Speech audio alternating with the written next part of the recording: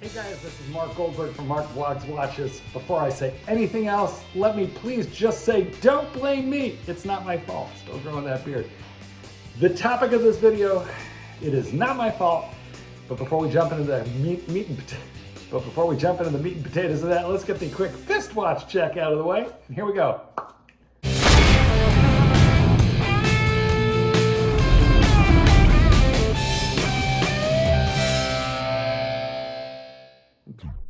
Fellas, please take a quick second and subscribe to this channel so we can do this again together soon, and throw a like so that YouTube remembers that I'm here.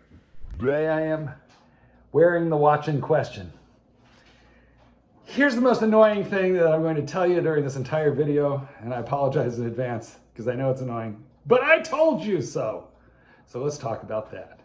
Approximately 1 month ago, I heard from multiple authorized dealers that the turquoise, although still showing on the Rolex website, is to be discontinued. Now to clarify, this is the Oyster Perpetual 41 millimeter in turquoise. The whole Tiffany blue, well, this is not quite Tiffany blue. Tiffany blue is it's actually a trademark registered color, registered by Tiffany. And of course, you know that Patek legitimately just put out a 5711 in Tiffany blue, so we do have a lot to talk about, but I digress. Let's roll back to a month ago so I can just kind of rehash for you what happened. So about a month ago, I heard from multiple authorized dealers that they had heard from Rolex that this puppy is being discontinued. You know, when I heard it from the first AD, I didn't believe it. I thought she was kind of blowing smoke up my butt, and the reason that I thought that was because I wanted one, and I thought that she was just telling me that that she couldn't take my order, not that she wouldn't. And the reason for my doubt was Rolex has not removed the Stella dial colors, let alone the turquoise, from their website. So if you go on their website as of today, of this uploading, just prior to Christmas 2021, you'll still find this dial on the website. And that's not typical for Rolex. Here's how this works, guys. Rolex does not make a big announcement prior to discontinuing a watch. They don't really warn the consumer, the watch collector, that would be us. They don't really warn their ADs either. Maybe the ADs might get a day or two notice, but that's really about it. But for most of the world, we wake up one day and a watch that we know is gone from the website, or if the dial is to be discontinued, the dial is just gone from Rolex.com. This is still there, and that's why I doubted the first AD who told me that she had heard from Rolex that, that she should take no more orders for this because they were going to discontinue it next year, and she would likely not see any more of them. Like I said, I discounted that information. But then I started hearing the exact same thing in the exact same words from multiple sources, and some of them actually quite trusted. So that's when I knew, for whatever reason, Rolex was backing out of this dial a little bit differently than usual. They were giving some forewarning to their AD. And as far as I was concerned, what that meant was I had a narrowing window of opportunity to acquire the watch. Now, I'm a person who saw it when it first came out, just like all of you, and I looked at it and I thought, ugh, doesn't even look like a Rolex. I don't know, I don't think so. Looks a little too frivolous, a little too whimsical. You know, 6 months later, I was thinking, oh my gosh, it looks fun. It looks so much fun. I should get one. But the people who looked at it in that first several months and said, it's cool, it's awesome, it's different, it's fun, let me order one of those, they got one. So if you managed to get one of those early on, tell me your story in the comments.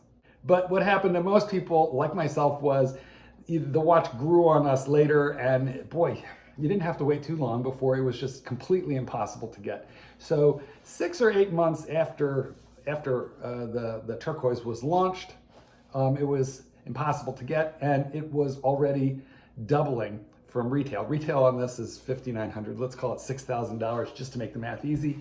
And it went up on the secondary market for around $12,000.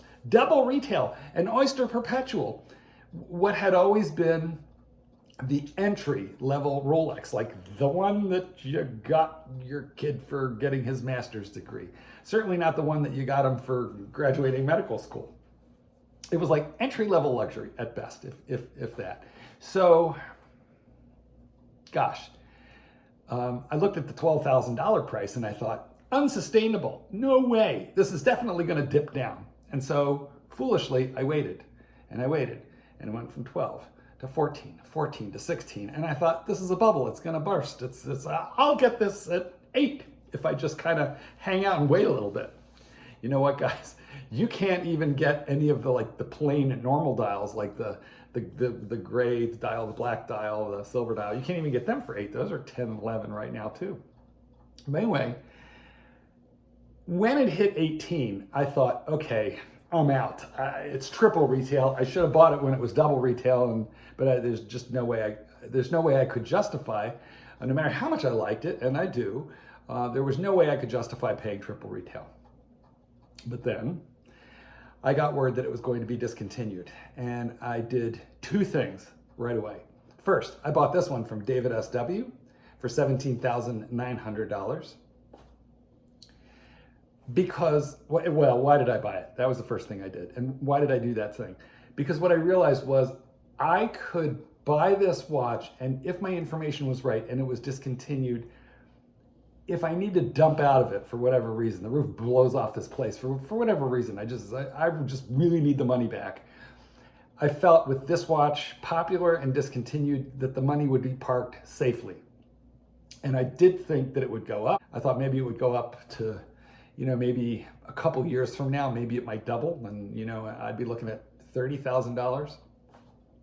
But I just thought it was relatively safe for me to make the purchase if they were discontinuing it. I based that information, and again, man, guys, this is a little voodoo, that I'm using here, but I based that hunch, if you will, on what happened in the 1970s with the Stella dial. And as my friend Mackenzie, he's like the Rain Man of Rolex. Stella dials, first one discontinued, turquoise, only a year and a half in. And that's what he said. And so it looks to us, Mackenzie and myself, as though Rolex is replaying exactly what they did with the Stella dials in the 1970s, and this was the first one to go, and I think it's going to be the first one to go again. And all that meant was, if I spent $17,000, $18,000 on the watch, 5-6 years from now, if I just want my money out of it, and I'm like, I'm sick of watches, I'm exhausted, this is ridiculous, I'm cured, right? As if that'll ever happen. I'm cured, that I could just get my $17,000 back, maybe, with 5% interest over the years. I'll tell you what I didn't count on. I didn't count on a little help from Patek, but I'm getting ahead of myself. I told you the first thing I did when I had that news confirmed in my mind was I ran out and I bought a beautiful box and papers example from David S.W. for 17.9. But the second thing I did was I told you guys, and this is the I told you so part of this. I made a video, I'll put the link to it in the description here so you can go back and review of the day that I got this watch. And literally the first thing I did was I told you guys, if you want one, grab it now. Basically, I said you have a very short window of opportunity before what I thought was my video would affect the market, partly, but based mostly not on my enormous influence as a watch vlogger, but based a whole lot more on the fact that if Rolex is starting to tell their ADs that this is discontinued, sooner or later, that the word is going to get out, it's going to penetrate out, and it'll pretty much become common knowledge, and I thought that would start affecting the price relatively quickly. When do I think it'll be discontinued? I think first quarter of 2022. So I told you guys right away. And I thought you had a couple of months. I thought you'd at least have until the end of this year, if not, into the beginning of next year, to make a move on this sucker at around similar to the 18 that I paid, or really close. And then Patek Philippe. In a surprise move, Patek Philippe reissues a new dial on a discontinued watch. They're super crazy popular, impossible to get, Nautilys. Its MSRP is in the neighborhood of $55,000.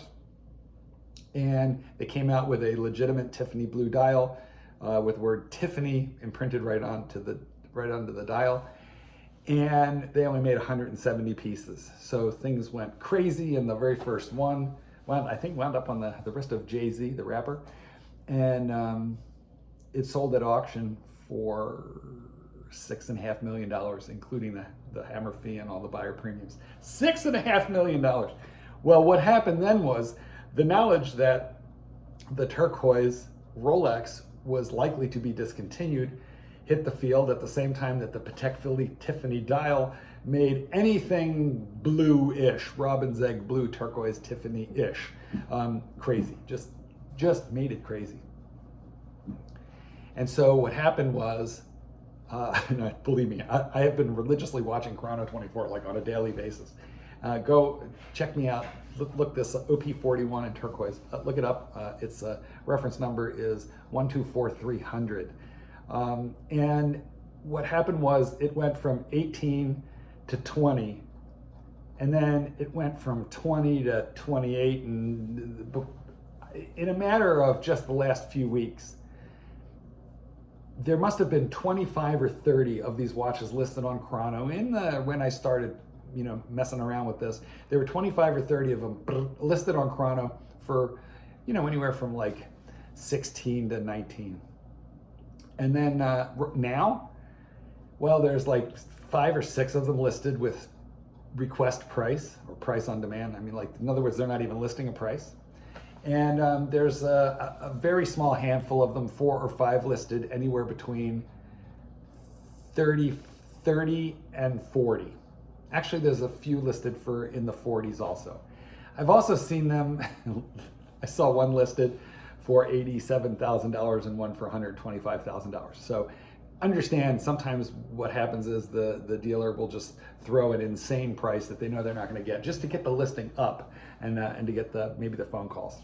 Okay, first, what do I think they're trading for actually right now? Because just because they're listed on Chrono doesn't mean they're selling. Oh, I think they're selling. And I think that they are selling around 30. That's my best hunch for right now. But I don't think a ton of them are trading hands. I don't think a ton. And I'll tell you why. The price skyrocketed so fast that it makes the market for this watch very unstable. And I believe that most of the secondary market, gray market dealers who have one of these in their possession plopped it in the safe, spun the wheel, forgot the combination, and decided that they would just hang on to it until the market solidifies. I think that they're very afraid of selling this watch right now for 30 and waking up in 6 weeks and finding out that it's 45. So I think that there are a stash of these that have been sucked out of the market, but what that has done is it's made supply smaller right at the same time that demand is skyrocketing, and so the prices are getting nutsy cuckoo. Guys, I'm going to kind of wrap up with these thoughts. What's going to happen to the overall price of this thing? I don't fully know. I think it's going to go wee. It's going to be a roller coaster ride for a little while. But then there's going to be this second wave of demand when Rolex discontinues this watch. So do I advise you to go out and spend $30,000 to $35,000 on this watch right now? I do not. I think that it is a speculative play. I felt like at the $18,000-ish that I paid, it was not speculative. I thought it was relatively safe. Now look, don't blame me that I told you don't buy it if 2 years from now this thing is right around $85,000, because that could happen. But I just think it's so unknown and so unknowable that I wouldn't do it. I'm glad I got in when I did, not because I made money, I doubled my watch, you didn't listen to me, I told you, no, but because I liked it. And all I wanted to know was if I needed the money, I could get out without getting creamed. And I think now that I could. So, final point on this watch. Is this watch worth $18,000? Well, it was to me. It wears beautifully. There's a million videos on what the OP41s are like from the technical standpoint, so I'm going to skip that. But the owner experience is brilliant on this thing. And on top of it, because this is such a light, bright dial, it doesn't even look like a Rolex. It just looks like a fun, almost kind of looks like a fossil watch till you get closer to it. This one runs insanely accurate. I've been running it for a month, and I think I've adjusted the time once. I think it's gaining a quarter second like every other day. Incredibly accurate. But is it a $30,000 watch? No, I don't think so. Not unless you're purely speculative. Guys, I'm sorry if you listened to me right away. You're very happy right now. Most of you laughed at me, which is why I'm sort of glad to have the last laugh. I got so many comments in that first video. Oh, you know, you get ripped off. That was stupid. You're part of the problem. Well, I apologize for anybody who I offended with my purchase or with this video. But guys, I'm not the guy who drove up the price. The market is doing that. Tell me what you think. Is it insane? Of course. But, you know, hey, let's talk all about this. And please go ahead and like and subscribe so we can talk about this stuff again soon. This is Goldberg. Peace out.